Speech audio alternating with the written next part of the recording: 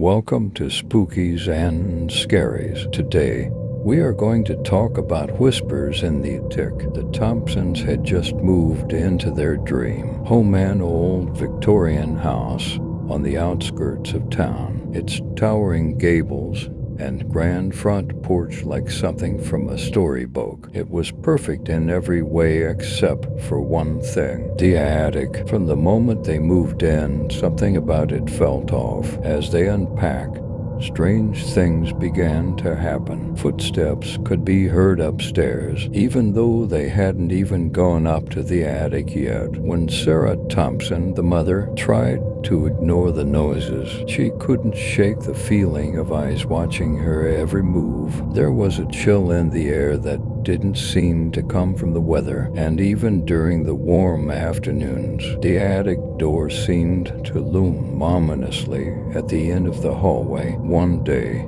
as she was putting dishes away, Sarah heard a loud thud directly above her. The ceiling above the kitchen led to the attic, and despite herself, she found her eyes drawn to the ceiling. "It's just the old wood settling," she whispered to herself, but deep down, she knew it was something else. The first night in the house, they heard it, soft whispers coming from above. At first, John and Sarah thought it must have been the wind slipping through the cracks in the old window frames. But as they lay in bed, the whispers grew louder, more distinct. There were words they couldn't quite make out, as though spoken in another language. Their daughter, Emma, came into their room, her small voice trembling. "Mom, Dad, I hear someone talking in the attic," they reassured her, telling her it was nothing but her imagination. But even they weren't convinced. The whispering didn't stop. It grew,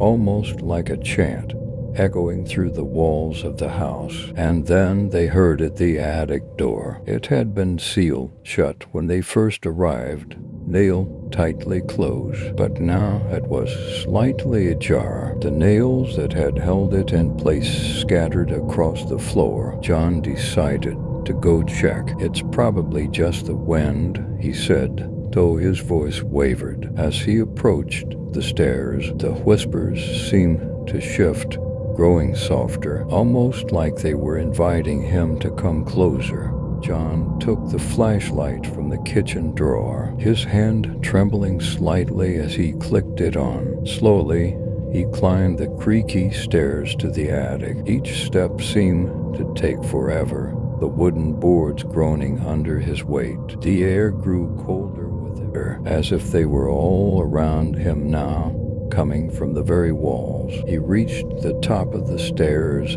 and pushed the attic door open fully. The air inside was heavy, thick with dust and a chill that made John shiver. He swept the flashlight across the room, revealing boxes stacked in the corner, an old rocking chair that swayed slightly as if recently moved, and then the mirror. In the far corner, an old dusty mirror stood, covered in cobwebs. Its surface was so grimy that he could barely see his reflection. John stepped closer, wiping it clean, and that's when he saw a shadowy figure standing right behind him, its eyes glinting in the dim light of the flashlight. John stumbled back, his heart pounding in his chest. He spun around, but there was no one there. He quickly turned the flashlight back to the mirror, but the figure was gone. The whispers, however, were louder now, almost deafening,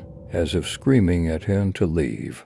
Before he could move, the mirror shattered. Shards flew across the attic, and the whispers became screams, echoing off the rafters, seeming to come from everywhere at once. John turned to run, but the attic door slammed shut with a force that shook the entire house. He pounded on the door, shouting for Sarah. She rushed to the bottom of the stairs, her own voice filled with panic as she called his name. But the door wouldn't budge. Inside the attic, the temperature plummeted, and John felt a cold hand brush against his shoulder. He spun around, and there was the shadowy figure, its eyes glowing a sickly yellow, staring right at him. It whispered something, a low, guttural sound that John couldn't understand, but he felt its meaning deep in his bones. They were not welcome here. Downstairs, Sarah and Emma tried everything to get the door open, but it was as if the house itself had come alive, trapping John inside. The screams from the attic grew louder, and then, as suddenly as it had begun, everything went silent. The door slowly creaked open, and Sarah hesitated before stepping inside. The attic was empty. The mirror lay shattered, shards glistening in the moonlight that filtered through the small attic window. But John was gone, with no trace left behind. The whispers had stopped, but the house remained cold, and Sarah knew the truth. The spirits hadn't left. They were waiting, watching. The previous owners had tried to warn them, but the Thompsons hadn't listened, and now they were paying the price. The whispers in the attic were just the beginning, and they would never leave the house in peace. So, if you ever hear whispers coming from above, think twice before you investigate. Some secrets are best left undisturbed. Until next time, sleep well and remember to listen closely for the whispers that might be calling to you.